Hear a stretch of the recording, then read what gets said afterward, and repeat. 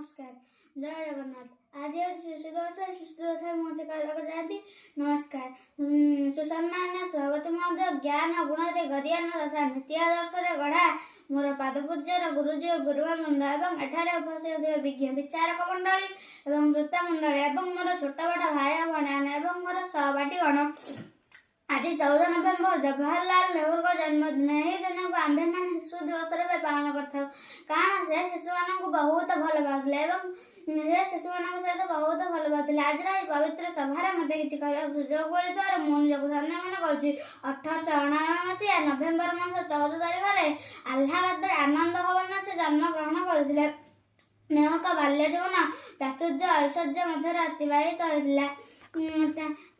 पिता नाम मोतीलाल नेहरू एवं माता नाम स्वरूपा राणी थिला। से 1912 मसीह लंडन आईन पास कर भारत को फेरी।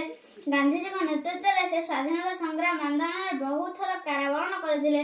परिशेष भारत स्वाधीनता लाभ कला, जहाँफल से भारत प्रथम प्रधानमंत्री रूपे नियुक्ति होते।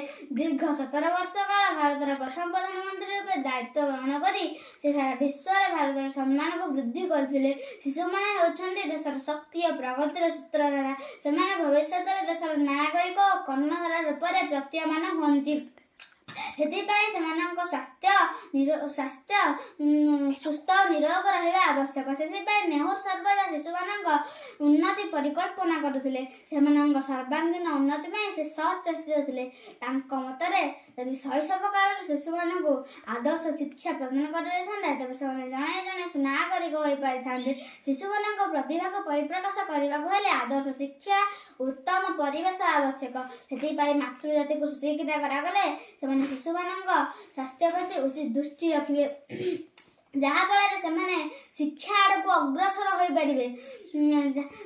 आज शिशु मान उन्नति शिक्षक मान गुरुत्वपूर्ण भूमिका रही। 1964 मसीहा मे मास 27 तारिख मध्याह्न समय से मृत्युवरण करते।